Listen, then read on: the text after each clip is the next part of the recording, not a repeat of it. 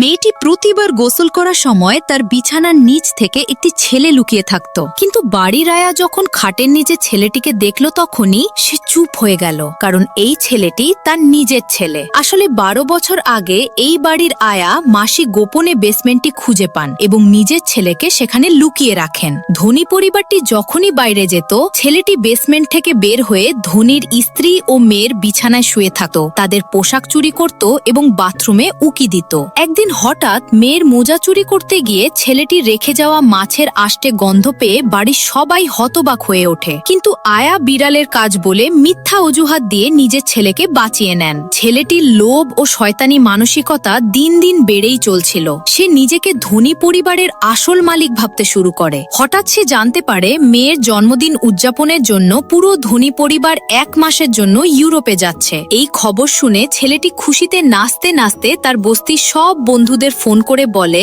আগামীকাল আমার জন্মদিন, তোরা সবাই চলে আয়, আজ রাজকীয় প্রাসাদে পার্টি হবে। পরদিন ধনী পরিবারটি চলে যেতেই ছেলেটি তার বন্ধুদের নিয়ে দামি মদ, খাবার এবং পোশাক নিয়ে তুমুল মাতলামি শুরু করে। নিজের মা যখন তাকে এই পাগলামি থামাতে বলেন, তখন অহংকারী ছেলে নিজের মাকেই চাকরানি বলে অপমান করে এবং চড় মারতে যায়। বন্ধুরা যখন তাকে আসল বড়লোক ভেবে বাহবা দিচ্ছিল, ঠিক তখনই ইউরোপ যাওয়ার পথে আইডি কার্ড ভুলে যাওয়ায় ধনী পরিবার হঠাৎ মাঝ রাস্তায় গাড়ি ঘুরিয়ে বাড়ির দিকে রওনা দেয়। এবার যখন আসল মালিক দরজার বেল বাজায়,